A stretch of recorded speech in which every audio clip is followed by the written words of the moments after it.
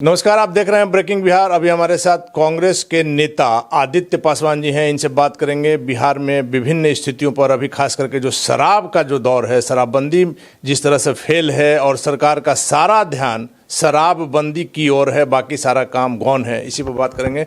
आदित्य जी, सबसे पहले तो आपका स्वागत है ब्रेकिंग बिहार में। जिस तरह से बिहार ऐसे प्रांत में हेलीकॉप्टर से शराबबंदी की निगरानी हो रही है, इस पर आप क्या कहें? जी, सबसे पहले आपका बहुत बहुत धन्यवाद। और अब जैसा आपने प्रश्न किया उस पर सीधा हम लोग आते हैं। और शराबबंदी पे माननीय मुख्यमंत्री जी का आया और हम लोगों ने अखबार में देखा भी कि हेलीकॉप्टर से अब शराब खोजी जाएगी और पकड़ी जाएगी।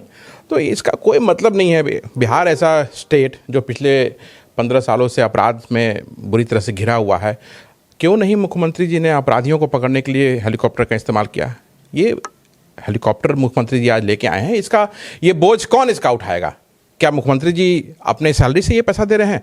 ये पब्लिक का पैसा जा रहा है। तो ये बिल्कुल ही अपनी सिर्फ राजनीति चमकाने वाली बात है कि आप कभी हेलीकॉप्टर लेके आ रहे हैं, सैटेलाइट फ़ोन लेके आ रहे हैं। तो शराबबंदी बिल्कुल भी सफल नहीं है। हम पूर्णतः रूप से चाहते हैं कि पूरे प्रदेश में नशाबंदी हो, लेकिन नशाबंदी जब असफल हो आता है तो लोग उस नीति पर लाजमी है कि सवाल उठाएंगे।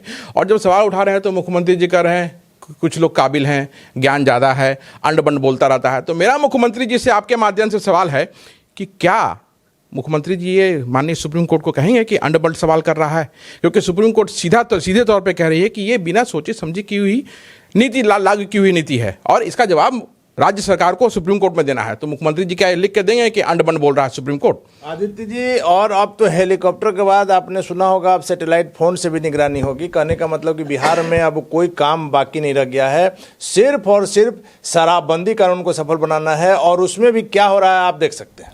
देखिए, प्रशासनिक विफलता जब होगी, जब काम नहीं करने को राज्य सरकार को रहेगा, तो ये सब चीज़ें करके ही राज्य सरकार लोगों को भटकाएगी। अब आप देखिए कि शराबबंदी से कितने लोगों की जान चली गई। मुख्यमंत्री जी कहते हैं कि पिएगा तो मरेगा। अरे ये मतलब आप राज्य के मुखिया हैं भाई। ठीक है, किसी ने पिया, वो मर गया, लेकिन उसका परिवार आज बेघर है, बिना उस परिवार का मुखिया नहीं है, रोड पर आ गया। आपको उस पर उसकी भरपाई करनी चाहिए, उसको देखना चाहिए क्या है नहीं है। लेकिन मुख्यमंत्री जी सिर्फ अपना राजनीति चमकाने के लिए, भाई मुख्यमंत्री हैं तो 1000-2000 आदमी जुटाना कोई बड़ा बात नहीं है। कहीं भी समाज सुधार यात्रा में जाएंगे तो 2000 आदमी जरूर हो जाएगा।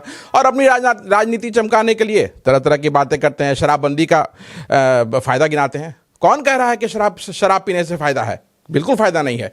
आदित्य जी, आप एक चीज बताइए कि समाज सुधार अभियान जो चल रहा है, अगर लोगों को आप शिक्षित कर दे रहे हैं तो क्या और कुछ करने की जरूरत है? भाई देखिए, अब सीधा बिहार में जो बेरोजगारी का स्थिति है, तो शिक्षा 16 साल से मुख्यमंत्री जी कह रहे हैं। और अब इधर पिछले कुछ दिनों से अखबार में आ रहा है कि अब इंडस्ट्रियलाइजेशन होगा, अब शिक्षकों की नियुक्ति होगी, अब शिक्षा का स्तर बढ़िया होगा। तो 16 साल से क्या कर रहे थे मुख्यमंत्री जी? अब आप बताइए, मुख्यमंत्री जी कहते हैं कहीं भी कार्यक्रम में 16 साल पहले क्या हुआ था, कोई घर से निकलता था?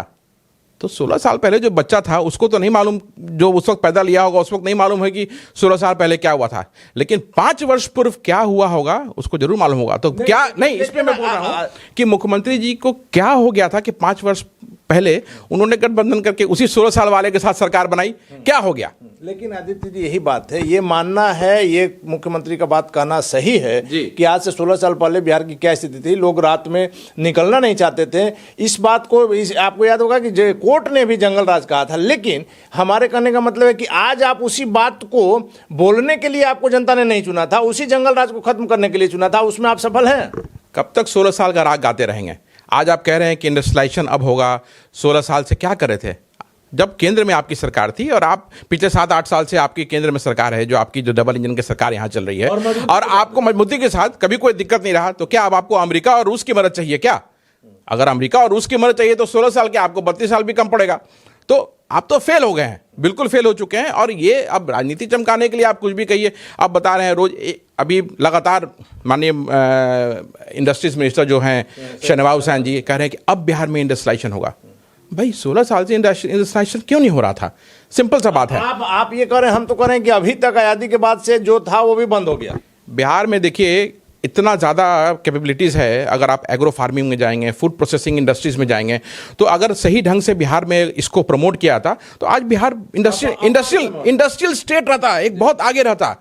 लेकिन नहीं, इतना फर्टाइल लैंड है, हर चीज़ एग्रो बेस्ड में हर चीज़ हम उपजाते हैं, लेकिन उसका प्रॉपर यूज़ नहीं हो रहा है ना। तो आप ही के पार्टी के जो विधायक दल के नेता हैं अजीत शर्मा ने ये भी कहा है कि ये मजाक बनाकर रख दिए हैं। आप बताइए कि अगर कोई व्यक्ति अपने घर में शराब बैठकर पी रहा है तो क्या हेलीकॉप्टर से उसे आप पकड़ लेंगे? भाई ये इतने शर्म की बात है, मतलब बोलते हुए बार बार खराब ही लगता है कि मुख्यमंत्री जी ने इसको सही में मजाक बना दिया है। पूरा देश आपको देख रहा है और आप पूरे बिहार को शराबी बता रहे हैं। हर दिन सिर्फ शराब की चर्चा कर रहे हैं, तो क्या पूरा बिहारी शराब है क्या? पूरे देश में बिहार एक पहला ऐसा राज्य है जहां पर और किसी चीज का निगरानी जो है हेलीकॉप्टर से नहीं होकर सिर्फ शराबबंदी की निगरानी। तो ये तो बिल्कुल असफल है। और आप हर दिन देख रहे हैं कि शराब पकड़ी जा रही है और लाखों रुपए की शराब पकड़ी जा रही है। तो कैसे आ रहा है? आपकी पुलिस मिली हुई है, पुलिस के मिली भगत के कोई भी काम नहीं हो सकता, संभव नहीं है। और देखिए, आप शराब पे नहीं ध्यान दे करके शराब पे सिर्फ शराबबंदी की बात कर रहे हैं, लेकिन आप इंडस्ट्रियलाइजेशन नहीं हो रहा है बिहार में। रोजगार का इतना बड़ा समस्या है। रजिस्टर्ड अनएम्प्लॉयड यूथ जो है पिछले 2 साल में 80 लाख हुआ है। ये रजिस्टर्ड है, पोर्टल पे है ये। तो अगर आप सोचिए कि अगर 13 सही आंकड़ा क्या होगा, फिर सही आंकड़ा क्या होगा? और 13 करोड़ की आबादी बिहार की है। अगर 13 करोड़ में अगर 80 लाख बेरोजगार हैं, तो आप सोचिए अगर बच्चे और बूढ़ों को निकाल दी जाए तो 20-25% लोग अनएम्प्लॉयड हैं। आप क्या कर रहे हैं भाई? आप शराबबंदी की बात कर रहे हैं क्यों? आपका ये मुख्य मुद्दा है कि बेरोजगार लोग को रोजगार दें, बिहार को इंडस्ट्रियलाइज करें, एजुकेशन सिस्टम दें। आप बताइए, किसी का अगर यहाँ पे मेडिकल टूरिज्म इसको कर सकते हैं। बिहार बताइए कि मुख्यमंत्री कहते हैं कि टूरिस्ट जो है यहाँ कम नहीं होगा क्योंकि टूरिस्ट शराब पीने के लिए नहीं आता है। तो क्या गोवा को अपवाद माना जाए? ये बकवास कर रहे हैं। ये टूरिस्ट यहाँ आ कहाँ रहा है? आपका डिपार्टमेंट आपका है, डेटा आप खुद बना रहे हैं। टूरिस्ट आ कहाँ रहा है? जो पहले बिहार में जो होटल का बिजनेस था वो सब तो चला गया बगल के प्रदेशों में। ये चीज आप मान रहे हैं ना कि होटल इंडस्ट्री खास करके शराबबंदी से बहुत ज्यादा प्रभावित। सारा फंक्शन, जितना कॉर्पोरेट फंक्शन होता है, आज बताइए नए कॉर्पोरेट आ रहे हैं क्या बिहार में? पिछले 5 वर्ष कॉर्पोरेट्स तो थे यहाँ पे, डेफिनेटली थे। जिसको काम करना है, बिजनेस करना, जो बड़े कॉर्पोरेट्स हैं वो तो हैं ही यहाँ पे, थे कुछ यहाँ पे। नया कहाँ आ रहा है? जब से शराबबंदी हुई है बिल्कुल नहीं आ रहा है। और जितने भी कॉर्पोरेट फंक्शंस होते थे सब बगल के प्रदेशों में चला गया, चाहे वो झारखंड करते हैं, चाहे वो उत्तर प्रदेश आते हैं। तो ये क्या मतलब? आपका सब जगह से लॉस आप करा रहे हैं और आप राजनीति चमकाने के लिए 2000 लोगों को बिठा लेंगे और बोलेंगे कि शराबबंदी का ये फायदा है। कोई मतलब नहीं है इस सब चीज़ का। पिछले चुनाव में एनडीए का नारा था कि 10,000 की नौकरी के लिए खास करके बिहार के जो युवा बाहर जाते हैं वो नहीं जाएंगे। क्या इस पर अमल हुआ है? भाई ट्रेन भर के लोग जा रहा है बाहर। आज भी जा रहा है ट्रेन भर के। अनएम्प्लॉयड यूथ्स की, आपको मैंने जैसे बताया कि 80 लाख रजिस्टर्ड लोग हैं। तो आप सोच लीजिए कि 20 से 25% बिहार के बच्चे जो हैं अनएम्प्लॉयड हैं। कितने बच्चे मुझे बोलते हैं कि ग्रेजुएट हम हो चुके हैं लेकिन हमें नौकरी नहीं मिल रही है। तो उस स्थिति में हम लोग तो नहीं ना है, ये माननीय मुख्यमंत्री जी का काम है और वो नहीं कर रहे हैं। वो सिर्फ पेपर में कह देने से 16 वर्ष में नहीं हुआ ये, तो धरातल पे आप देखिए ना कहाँ कुछ हो रहा है नहीं ना। ये डेटा बोलता है, ये डेटा बोल रहा है। मेरे और आपके या किसी और के बोलने से कुछ नहीं होगा। इस डेटा को कैसे नकारेंगे? डेटा तो नीति आयोग अगर जो डाटा दे रहा है मुख्यमंत्री उसको भी नकार रहे हैं कि सही डाटा नहीं। मतलब थेथरई का कोई जवाब है? मुख्यमंत्री जी रिपोर्ट को सही मान रहे हैं? बिल्कुल सही मान रहे हैं। और बिहार सही में हर चीज में नीचे है, हर चीज में। क्या इंडस्ट्रीज में बिहार ऊपर है? नहीं है। एजुकेशन में है? नहीं है। आज मेडिकल इंफ्रास्ट्रक्चर का देखिए, कोरोना में आपने देखा किस तरह से बिहार की हालत हुई। लेकिन सरकार का तो का नाम है कि एक भी आदमी ऑक्सीजन की कमी से नहीं मरा। मतलब मैं अपना खुद पीठ थपथपाऊं तो आप रोक सकते हैं क्या? नहीं रोक सकते हैं। बस वही चीज माननीय मुख्यमंत्री जी कर रहे हैं। मतलब कि इंफ्रास्ट्रक्चर छोड़िए, आप ये अगर स्वास्थ्य की भी बात कर रहे हैं तो स्वास्थ्य में भी एकदम फेल है। अब आप बताइए कि स्पेशलिटी हॉस्पिटल किस जिले में है? मुख्यमंत्री जी का भी कल बयान आया था कि हम हर जिले में अस्पताल बना रहे हैं। वो कहाँ है? अगर वर्ल्ड क्लास जो पीएमसी है जो उसकी बात कीजिए ना, उसका क्या स्थिति है? अब आप जाइए देखिए, जानवरों की ऐसी स्थिति वहाँ पे है। आप उसके इमरजेंसी वार्ड में चले जाइए और बाकी जगह जो वार्ड्स उसके यहाँ जाके देखिए, कोई देखने वाला नहीं है, सिर्फ दिखाने के लिए। अब अपग्रेडेशन की उसकी बात हो रही है। ये पिछले 5 सालों से मैं सुन रहा हूँ कि पीएमसीएच अपग्रेड होने वाला है, लेकिन अभी तक तो अपग्रेडेशन दिखा नहीं है। तो अब मुख्यमंत्री जी को और 16 साल चाहिए इन सब चीज़ों को ठीक करने के लिए, तो पब्लिक में जाके बोले कि मुझे और 16 साल दीजिए भाई। लेकिन एक आखिरी सवाल आपसे ये लेंगे कि कांग्रेस इतनी पुरानी पार्टी है, कांग्रेस ने भी पूरे देश पर कितने साल राज किया, बिहार में आप लोग एक सशक्त विपक्ष की भूमिका क्यों नहीं निभा पा रहे?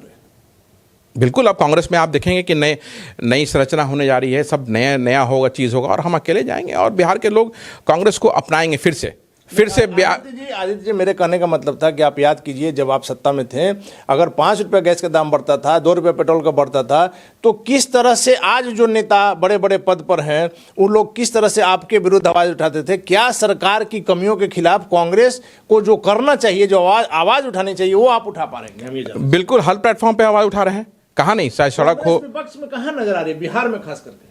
नहीं, कैसे नजर नहीं आ रही है? हम तो हर जगह अपना धरना प्रदर्शन और आवाज बुलंद कर रहे हैं। आपके सामने मैं बोल रहा हूं, मैं भी तो नहीं आदित्य जी, आज आप अभी बोल रहे हैं, लेकिन आप देखिए कि बिहार में कहीं कोई घटना होती है, अगर एक शराबबंदी, अगर जहरीली शराब पीने से एक व्यक्ति की मौत हो जाती है, उसमें चिराग पासवान जाते हैं, लेकिन कांग्रेस या आरजेडी सबसे बड़ी विपक्ष में सबसे ज्यादा विधायक हैं, लेकिन कहीं नजर आप लोग नहीं आते।